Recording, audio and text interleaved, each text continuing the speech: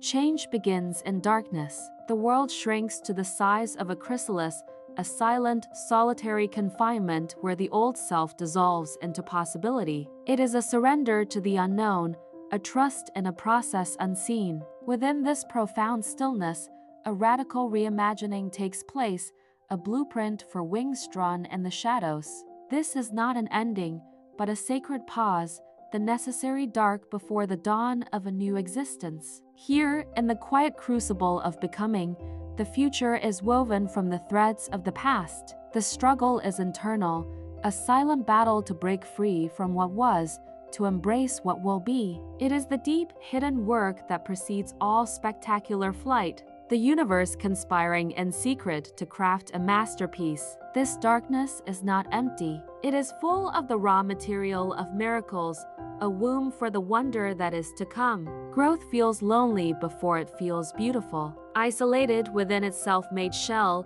the creature undergoes its metamorphosis alone. There are no witnesses to the internal alchemy, no applause for the courage it takes to liquefy and reform. This period of profound isolation is the price of true change. It is a journey inward, a conversation with the deepest parts of the soul, where the caterpillar must forget the ground to dream of the sky. The loneliness is a teacher, stripping away all that is unnecessary, leaving only the essence of what is destined to emerge. Before the splendor of painted wings can be shared with the world, the spirit must first learn to find its own light in the enclosure, to be its own sun. This solitude is the forge, tempering the spirit for the freedom that awaits, a lonely vigil that makes the eventual communion with the sun and flowers all the more sweet. Every transformation requires letting go. To gain the sky, the butterfly must release its grip on the leaf.